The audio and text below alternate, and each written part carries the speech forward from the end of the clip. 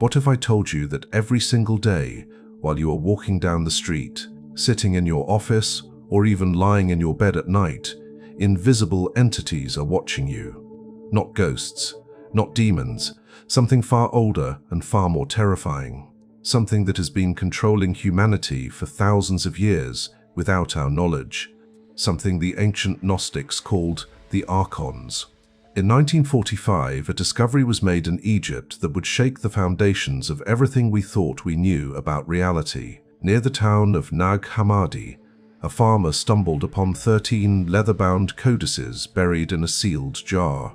These were not ordinary books. These were forbidden texts, hidden away nearly 2,000 years ago by people who knew too much, people who were being hunted for their knowledge. Among these texts was one particularly disturbing manuscript called The Hypostasis of the Archons, or The Reality of the Rulers. This ancient document described in chilling detail a group of non-human entities that exist just beyond the edge of human perception. According to these texts, these beings feed on human consciousness, manipulate our thoughts and emotions, and have constructed what the Gnostics called a prison planet to keep humanity enslaved. But here is what makes your blood run cold. These ancient texts also contain something else, a technique, a specific method that would allow human beings to actually see these entities with their physical eyes. The question is not whether these beings exist. The question is whether you are ready to see them. Because once you learn this technique, once you glimpse what has been hiding in plain sight all along, you cannot unsee it. Your entire understanding of reality will shatter like glass. Every institution you trusted, every authority figure you believed in, every spiritual teaching you were given, suddenly reveals itself as part of an elaborate control system designed to keep you blind, compliant, and most importantly, harvestable. The ancient Gnostics discovered this truth. The early Christian church spent centuries trying to erase it. Governments and secret societies have worked tirelessly to keep it buried. But the technique survived, passed down in whispers from master to student, hidden in obscure texts, coded in mystical symbols. And today you are going to learn it. Before you can see them, you need to understand what they are. The word Archon comes from ancient Greek, meaning ruler or authority. But these are not rulers in any earthly sense. According to the Nag Hammadi texts, particularly the hypostasis of the Archons discovered in 1945, these entities exist in a realm that overlaps with our physical reality, but remains just beyond normal human perception. The texts describe two distinct types of Archons. The first type is described as having an embryonic or fetal appearance, humanoid in shape, but incomplete, as if they never fully developed. The Gnostic scholar John Lamlash has noted the disturbing similarity between these ancient descriptions and modern reports of so-called grey aliens, those beings with large heads, small bodies, and expressionless black eyes that have dominated UFO abduction accounts for decades. Coincidence? The Gnostics would say absolutely not. The second type of Archon is described in even more disturbing terms. According to the Reality of the Ruler's text from the Nag Hammadi library, these beings possess androgynous bodies with faces like beasts. The leader of the Archons, called Yaaldaboth or Sakla, which means the fool, is described as having the face of a lion and the body of a serpent. This entity is also referred to as the Demiurge, a false god who created the material world as a prison for human souls. Think about that for a moment. The ancient Gnostics believed that the physical universe itself was not created by the true God, but by a deluded, arrogant entity who wanted to be worshipped as God. And to maintain this cosmic deception, this false creator deployed an army of archons, supernatural enforcers whose sole purpose was to keep human beings trapped in cycles of suffering, ignorance, and spiritual amnesia. But how do they do this? How do invisible entities control billions of human beings? The answer lies in what the Gnostics called the counterfeit spirit. According to these ancient texts, Each archon attaches itself to a human being and mimics that person's thoughts and emotions. It whispers suggestions that feel like your own thoughts. It generates emotional reactions that seem to come from within you. It creates the very voice in your head that narrates your experience of reality. This is not metaphorical. The Gnostics believed that the majority of thoughts flowing through human minds do not originate from within, but are implanted by archonic influence. Every negative thought loop, every fear, every addiction, every obsessive pattern that keeps you distracted from spiritual awakening, all of it carefully cultivated by these parasitic entities. They feed on what researcher Robert Monroe called louche, a specific type of emotional energy produced by human suffering, fear, anxiety, and low vibrational states. We are, in the most literal sense, an energy farm for non-human intelligence. The Bible itself contains veiled references to this reality. Ephesians 6:12 states, "Our contest is not against flesh and blood, rather the authorities of the world and the spiritual hosts of wickedness." The Gnostic text, Reality of the Rulers, directly quotes this passage, making it clear that the authorities being referenced are the archons. These are the beings that Christ came to earth to overcome, not through worship or belief, but through gnosis, direct spiritual knowledge that breaks the spell of archonic deception. Modern science has inadvertently confirmed aspects of this ancient worldview. Neuroscientists have discovered that up to 95% of our thoughts are unconscious and repetitive. We are running programs installed by sources we cannot identify. Psychologists speak of the shadow self and intrusive thoughts without acknowledging what ancient mystics understood, that many of these mental phenomena may not be internally generated at all, but represent external interference masquerading as the self. The archons maintain their control through a sophisticated system that operates on multiple levels.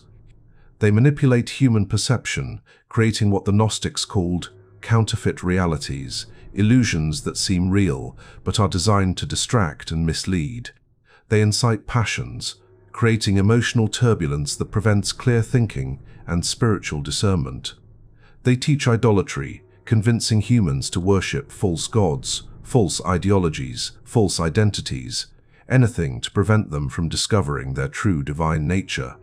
And they enforce forgetfulness, clouding the soul's memory of its origin and purpose. This is why you cannot remember where you came from before birth. This is why spiritual truths feel simultaneously familiar and forbidden. This is why every major institution on earth, religious, political, educational, and media, seems designed to keep you in a state of distraction and spiritual sleep. The system is not broken.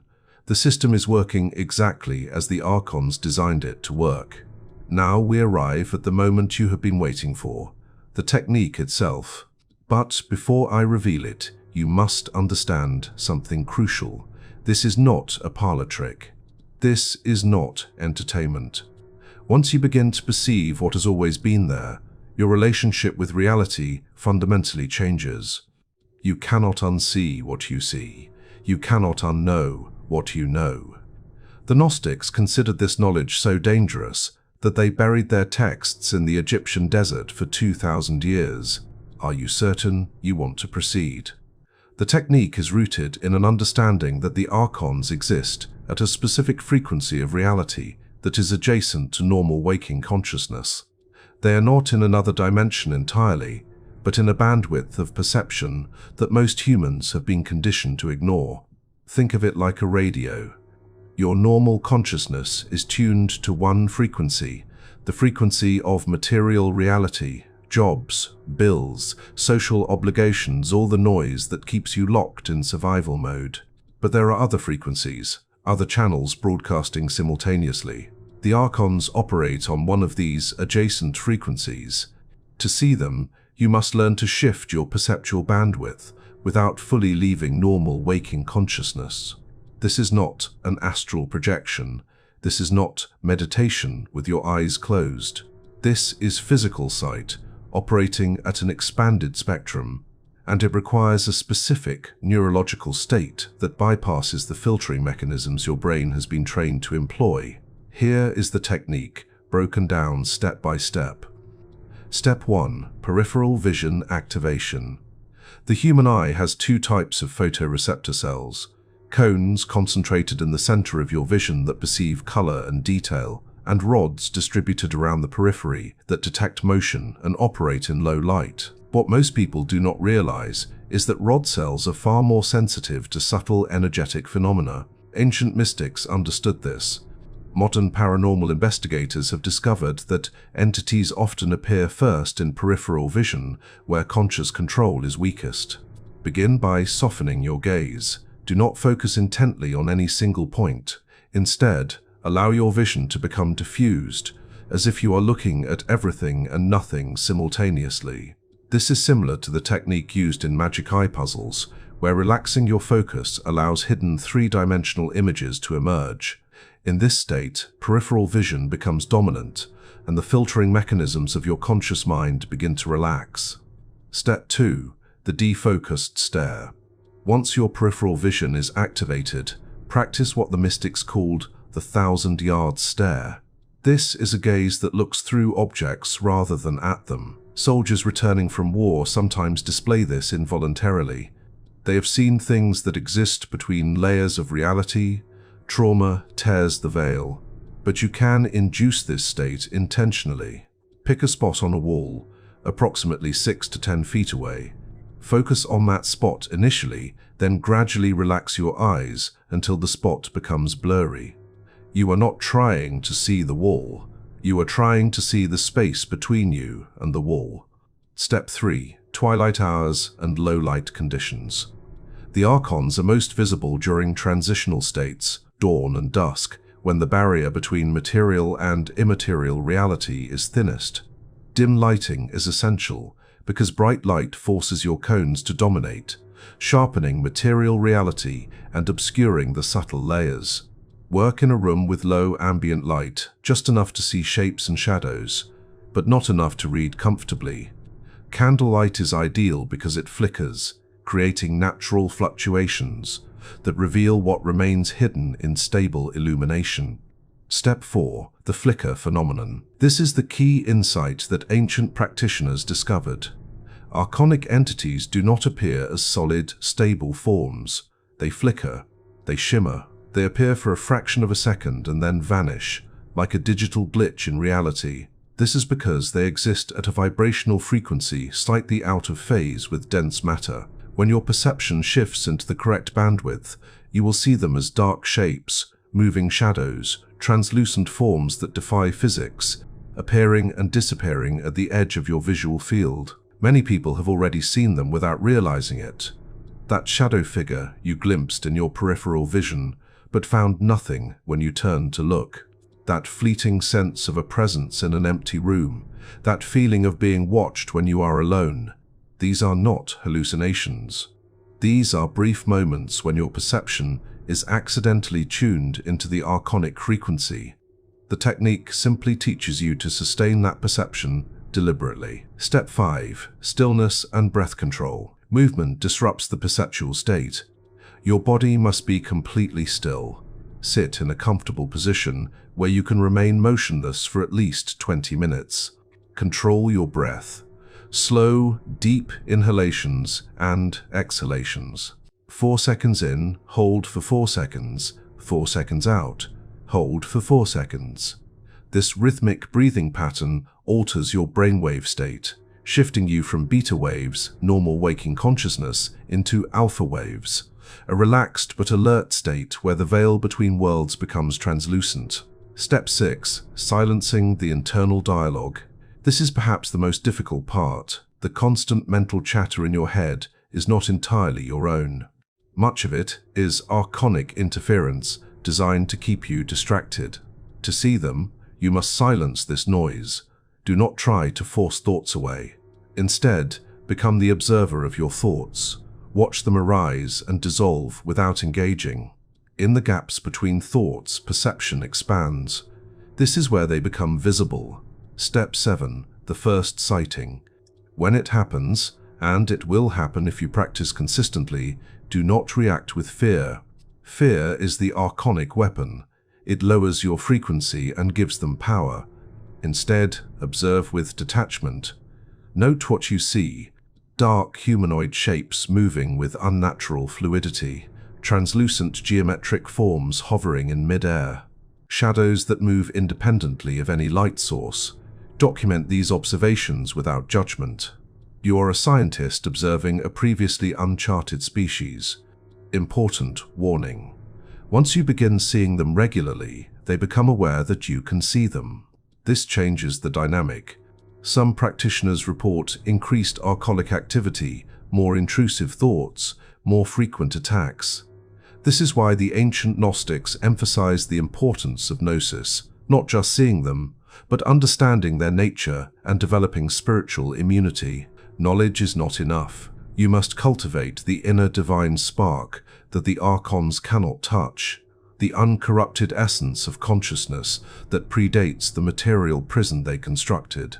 Now that you understand how to see them, you need to understand why this knowledge has been suppressed for millennia. The answer is simple and terrifying. If enough human beings wake up to the archonic control system, the system collapses. The archons require human ignorance to maintain power. They are parasites. Without hosts who consent to their manipulation, they cannot survive in this realm. Every major institution on Earth has been infiltrated or constructed to maintain the archonic agenda. Religion teaches you to worship external gods and await salvation from outside yourself, keeping you in a state of spiritual dependency. The true divine spark, the fragment of uncorrupted consciousness that the Gnostics called the pneuma, exists within you. But religion redirects your attention outward, toward intermediaries, priests, prophets, holy books, anything to prevent direct gnosis. Education conditions you to accept material reality as the only reality. Science, at least mainstream materialist science, denies the existence of consciousness as anything more than brain activity. You are taught that you are a biological machine, a temporary accident of chemistry with no deeper purpose. This is archonic propaganda designed to make you believe you are powerless, meaningless, and insignificant. A population that believes it has no soul is easy to control. Government and politics create endless conflict, division, and fear. Left versus right, nation versus nation, race versus race, gender versus gender. An endless parade of engineered conflicts designed to harvest loosh. Every war, every riot, every act of terrorism generates massive quantities of fear-based emotional energy that the archons feed upon. The more traumatized and divided humanity becomes, the more nourishment they extract. Entertainment and media keep you in a state of constant distraction. Television, movies, social media, video games, all carefully designed dopamine delivery systems that prevent introspection, spiritual inquiry, or meaningful human connection. The average person spends more time staring at screens than interacting with physical reality. This is not accidental. A distracted population does not ask dangerous questions. A distracted population does not look up and see what hovers just beyond their peripheral vision. The medical and pharmaceutical industries keep you in a state of chemical sedation. Antidepressants, anxiety medications, sleeping pills, all designed to numb your perception and prevent the kind of heightened awareness required to perceive the archonic presence. Traditional shamanic cultures used entheogens, plant medicines, to tear down the veil and perceive hidden realities. Modern medicine does the opposite. It reinforces the veil and pathologizes anyone who claims to see beyond it.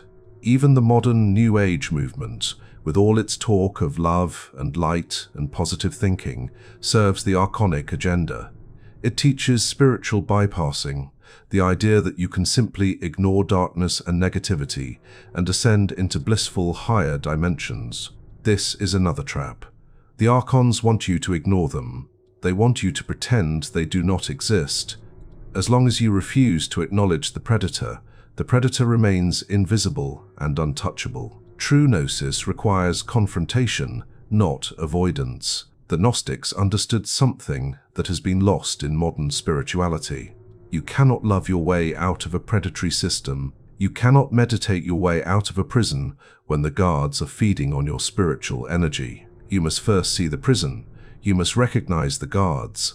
Only then can you develop the strategic intelligence required for liberation. This is why the early Christian church, once it was co-opted by Roman imperial power, systematically destroyed Gnostic communities. The Gnostics were not heretics because they worshipped the wrong god. They were heretics because they taught direct spiritual knowledge that bypassed institutional authority. They taught that Christ was not a sacrificial lamb who paid for your sins, but a spiritual revolutionary who showed you how to recognize and overcome the archonic rulers.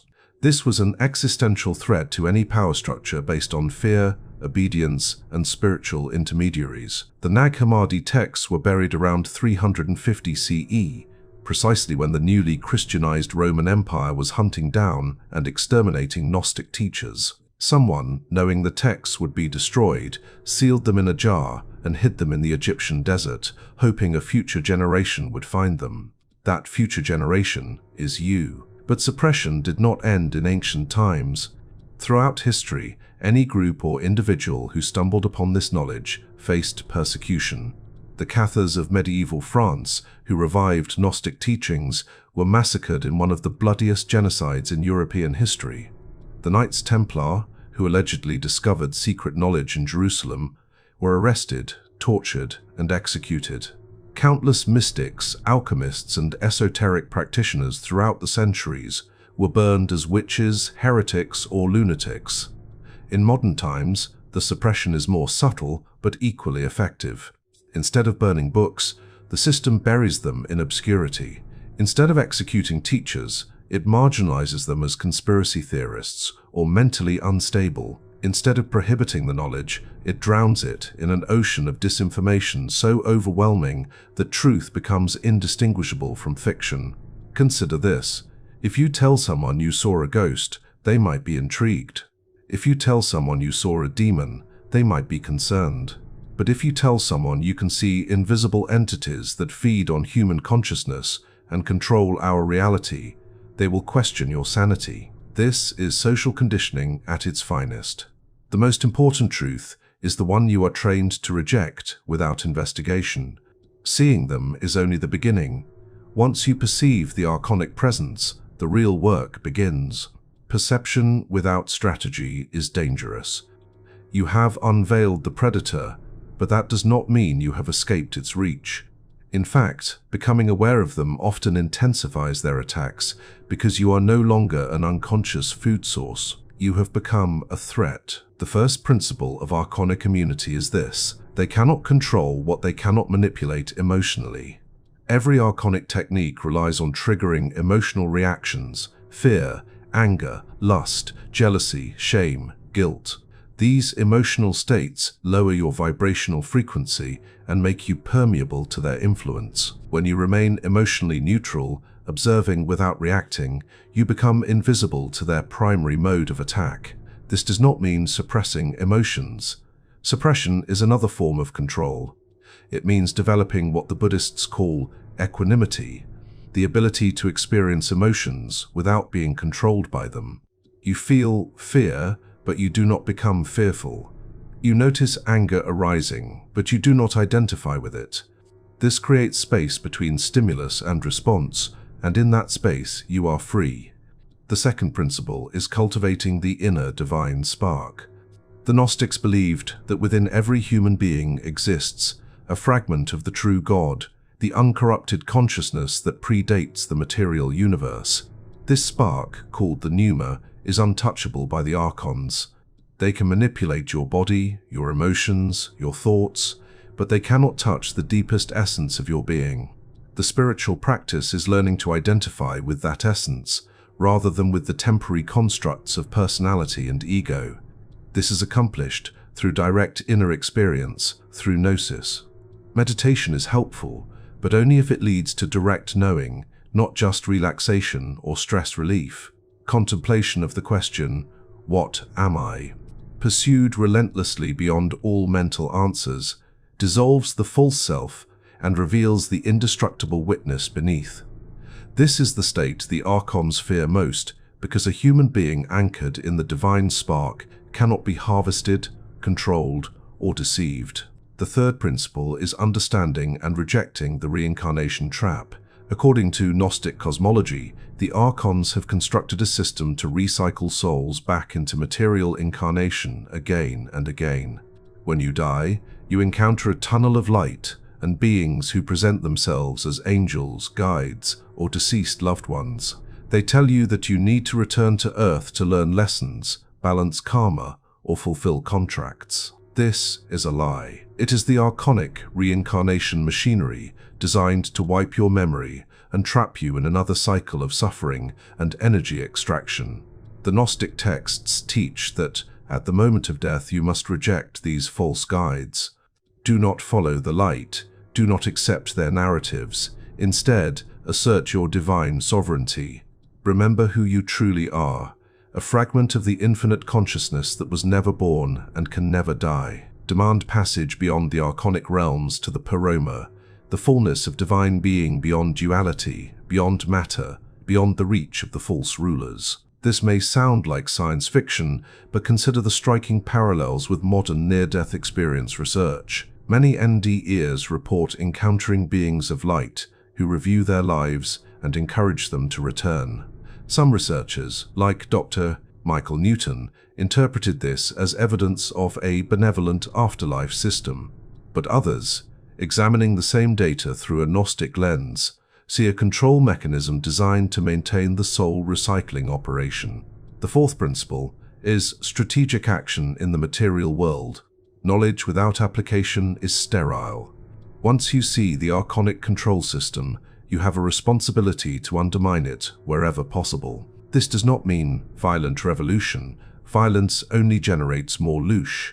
It means becoming ungovernable in your consciousness, refusing to participate in the fear-based narratives, disconnecting from the emotional manipulation of media and politics, cultivating genuine human connection and community outside institutional control, creating beauty, truth, and authentic expression that resonates at frequencies the Archons cannot tolerate. Every act of genuine love, not sentimental attachment, but the recognition of the divine spark in another, weakens the archonic grip. Every moment of authentic creativity, not entertainment designed by algorithms, but true expression of your unique consciousness, creates cracks in the prison walls. Every truth spoken in defiance of socially enforced lies is an act of spiritual warfare. The fifth principle is understanding that you are not alone in this fight. Throughout history, there have always been those who saw through the illusion. They were called different names in different eras: Gnostics, mystics, shamans, seers, heretics, witches, philosophers. Today they might be called truth seekers, whistleblowers, consciousness researchers, or simply awake human beings. You are part of an ancient lineage of those who refuse to be farmed. Find your tribe, share your knowledge, but be discerning. The Archons infiltrate every resistance movement, turning it into controlled opposition or leading it into dead ends. And finally, the sixth principle, the ultimate weapon against the Archons, is simply refusing to consent. Their entire system depends on your unconscious agreement. Every time you accept a limiting belief about yourself, you consent. Every time you participate in their emotional manipulation, you consent. Every time you believe you are powerless, separate, or insignificant, you consent. Withdraw your consent. Reclaim your sovereignty. Remember your true nature. The great secret that terrifies the Archons more than anything is this: they need you, but you do not need them. Without human consciousness to parasitize, they have no power. They are, in the words of the Gnostic texts, abortions, incomplete beings that exist only by stealing life force from those who possess genuine divine essence. The moment you truly understand this, the moment you fully embody your sovereignty, they lose all power over you. You become free. And a free human being is the most dangerous thing in the archonic universe. The ancient technique to see Archons with your physical eyes is not just about vision. It is about awakening from a sleep so deep that most people do not even realize they are dreaming. It is about recognizing that reality is not what you have been told. It is about reclaiming the power that has always been yours, but was hidden from you by design. You now possess knowledge that empires have killed to suppress. The question is, what will you do with it?